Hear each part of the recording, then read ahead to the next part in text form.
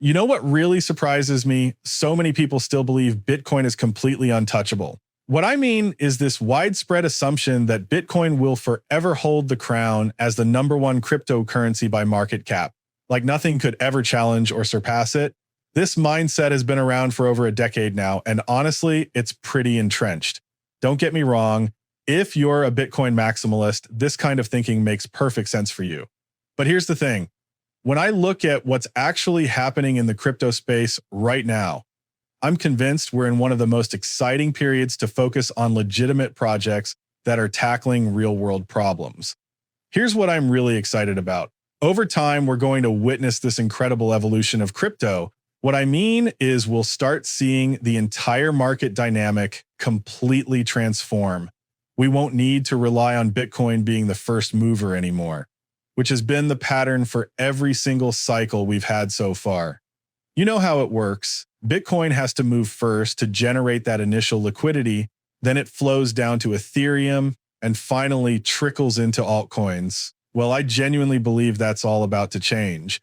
And honestly, I think it all starts with regulations. That's going to be the real game changer here. Now, before we dive deep into all the juicy details about exactly why I believe Bitcoin will eventually get flipped, and yes, XRP could absolutely be the one to do it, I actually think XRP is sitting pretty at the top of my list for cryptocurrencies that could snag that #1 spot.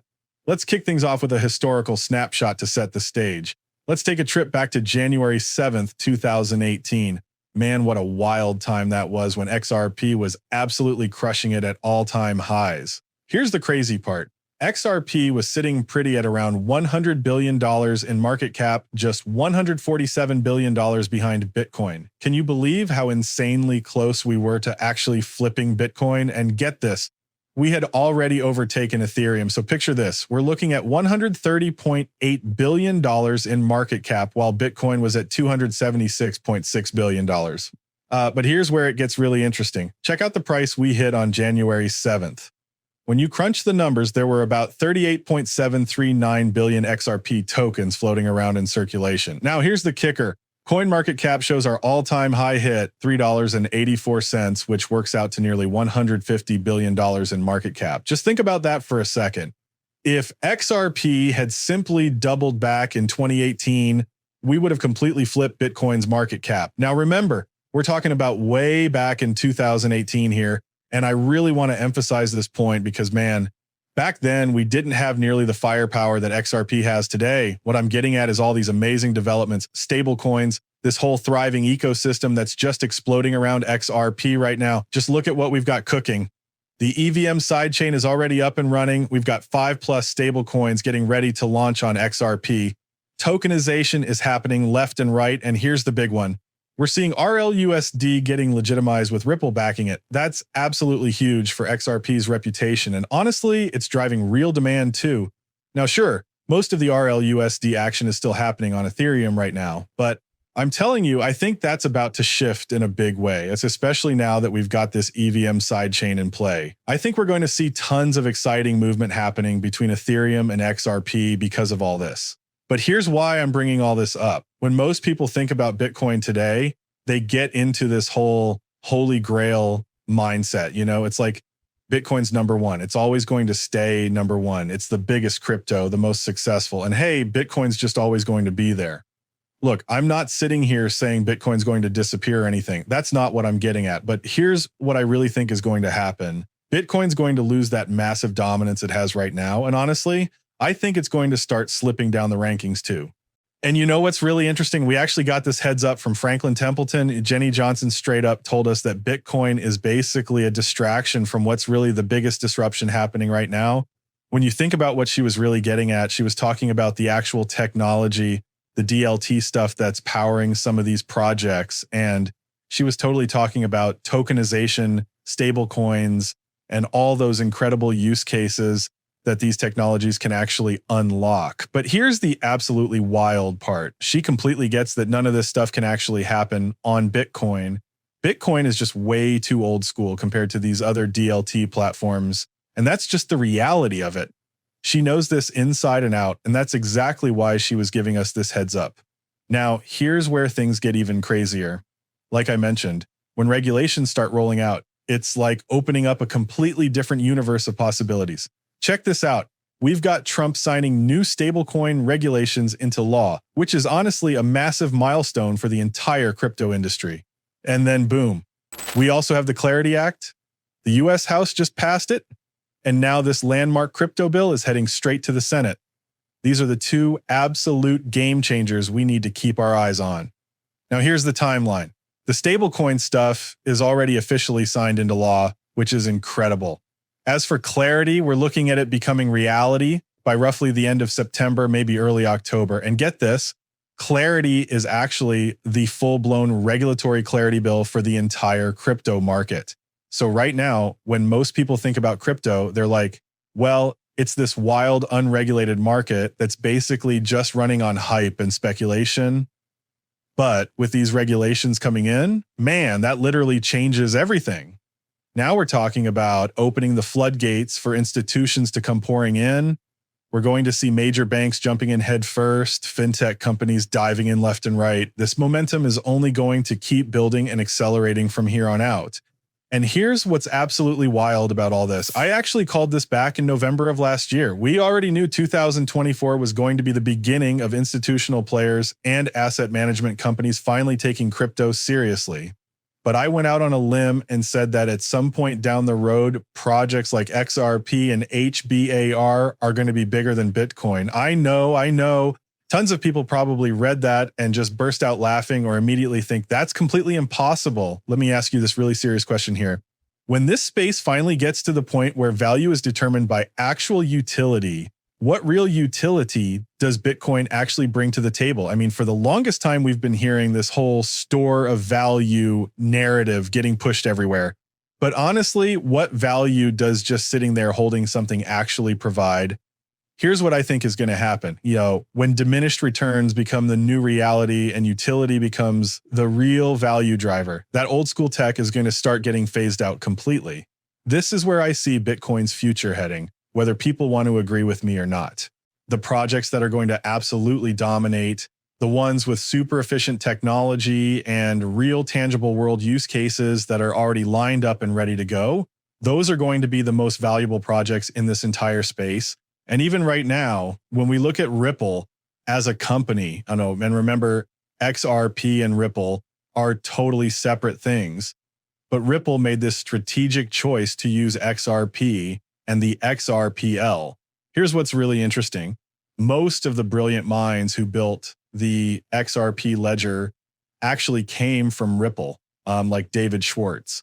And these folks played a huge role in shaping what the XRP ledger became today. Now, when I'm looking at Ripple's potential, I'm not really focused on who's running the day-to-day operations. What gets me excited is checking out their board of directors. And wow, the names on there are pretty impressive. These board members give you a real clue about just how massive Ripple could become. Take Sandy O'Connor, for instance. She's got some serious street cred.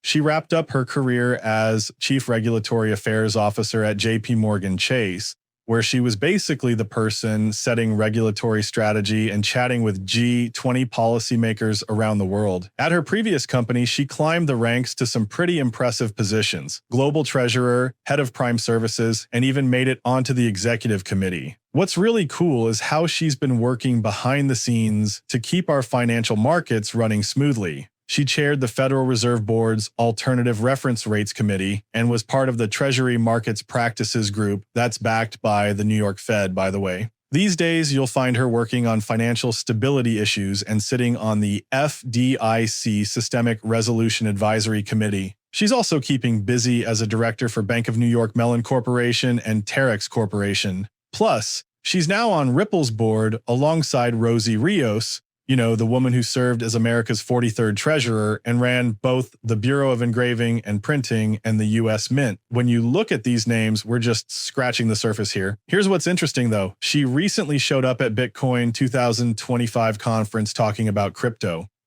But there's also this fascinating clip where she explains exactly why she decided to join Ripple. Let me show you what she said. What 4 months make in terms of giving that green light for innovation to actually happen. You're going to hear me say a lot, the train has left the station. So, thank you. Bitcoin is here to stay. Blockchain is here to stay. And the unfortunate part about government traditionally, it doesn't lead, it follows. And a lot of it is because you don't have a lot of the kind of the subject matter experts who are literally coming into government. And so that's why the fact that this administration has taken the lead to form these task forces, to actually bring business and the expertise into those conversations, we're literally playing catch up from the last 10 years. Where things didn't happen. Now things are happening. And the fact that there's now this momentum, that clarity is going to happen now for the very first time. Crypto has been in the news time and time again, and I just want to share that I am on the board of Ripple. Ripple is XRP. And so when people ask me the question, why did you join the board of Ripple? I joined the board of Ripple because XRP serves a purpose. It's a function that facilitates cross-border payments. It's not some store of value, kind of arbitrary value that is not pegged to anything. This is actually what legitimate financial institutions use, specifically for cross-border payments. So instead of days and dollars, it's seconds and cents. And that is the future, in my opinion. This gives us some really solid confirmation from Rosie Rios about where Ripple and XRP are headed, especially when it comes to blockchain and crypto's future. Look, Bitcoin's obviously going to stick around forever. That's a given. But here's the thing. I believe we really need to zero in on crypto projects that actually serve a purpose and have real utility. Anderson also dropped a brilliant post connecting RLUSD to Rosie Rios. He pointed out something pretty significant. With RLUSD looking like it's about to launch any day now, let's think back to when Ripple added someone pretty special to their board. We're talking about Rosie Rios, who made the bold move to join Ripple's board of directors back in May 2021. And get this, she did it right in the thick of Ripple's legal battle with the SEC. This made quite a few headlines. She's the former 43rd treasurer of the United States under the Obama administration, and her signature is on most US dollars in circulation. So why would she join Ripple in the middle of a lawsuit with the US government? Especially now that Ripple is launching their own USD stablecoin, definitely makes you think. And she's not the only big name joining Ripple's board of directors for RLUSD. Sheila Bair, twice named the second most powerful woman in the world by Forbes, also joined the board. She came on around the same time Ripple's Swell event happened in October, where she participated. Like I said, these are some seriously impressive names coming on board. Everything about these players joining, along with the SEC lawsuit, should have given us a clear picture of what's happening with Ripple and what's ahead. I've always believed that a lot of this, including the SEC lawsuit, was planned from the start. Honestly, it felt like a big shakeout, something designed to get rid of weak hands because we all knew the lawsuit was nonsense. I also think it was a strategic move since, at the time, XRP was the third largest cryptocurrency by market cap.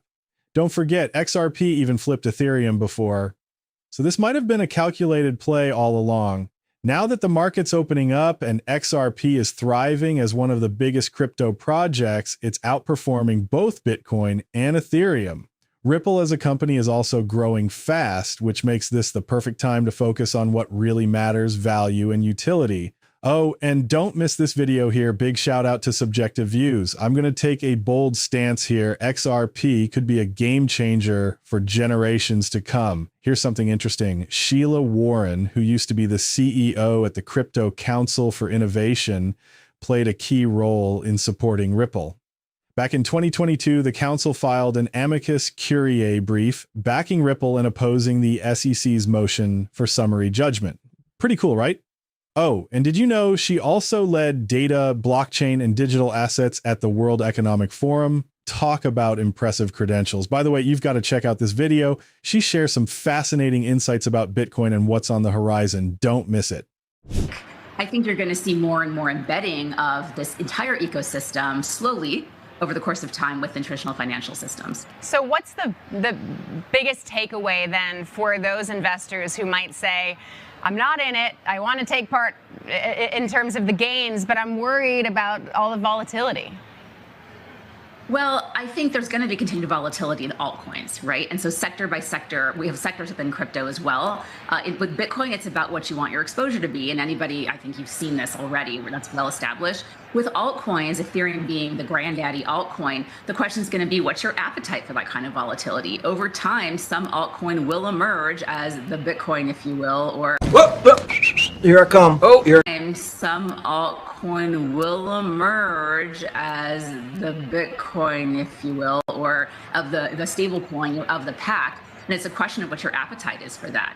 But certainly, I think we're seeing a lot of folks who quietly, the way they were with Bitcoin, they were very quiet about it for a little while, and suddenly they were loud. You're seeing some of that happening in the markets with alts as well. And we should expect to continue to see that to happen. But it's all going to depend on your risk appetite, as it always should. All right. When you think about it, with all the talk around stablecoin legislation and market clarity laws, 2025 is shaping up to be a game-changing year for this market. It feels like that's when we'll see some major shifts happening. I also think 2025 could be the year when the spotlight starts moving from Bitcoin to other altcoins in a big way. It's pretty wild when you think about Sheila Warren and her journey. If we go back to September 2020, she was actually a keynote speaker at Ripple Swell 2020. How cool is that? The connections here are definitely worth paying attention to. When you start looking at everything happening with Ripple and all the players involved, it really feels like there's more to uncover. And honestly, I still believe XRP has the potential to be even bigger than Bitcoin someday. I really believe that a lot of these utility-driven crypto projects have the potential to outgrow Bitcoin. Look, Bitcoin has been heavily marketed to us for years, and even now, it's still being pushed hard by some of the biggest institutional players. But here's the thing. Some of these same players are starting to hint at the truth. Bitcoin might actually be a bit of a distraction. If you dig into the documents from organizations like the IMF and BIS, they're not saying Bitcoin is the future. Instead, they're pointing to digital assets in general. And when you look closely, they specifically mention projects like Stellar and Ripple. Personally, I'm convinced that XRP is leading the pack. I truly believe XRP will surpass Bitcoin and take that top spot. Now is the perfect time to stay focused and avoid distractions. The real opportunity lies in utility-based crypto projects, ones with real-world applications that are already collaborating with major industry players. Take XRP and the XRPL, for example. Banks have been testing them for years, over a decade, in fact. If you're not seeing the potential here, you might be missing the bigger picture. I'm just being real with you all. Everything we've seen over the past couple of months has been super promising for these utility-based projects, especially XRP. That's why I wanted to share this with you. If you enjoyed the video, don't forget to like, subscribe, and turn on notifications so you don't miss out on more free content. Thanks so much for watching, and I'll catch you in the next one. Take care.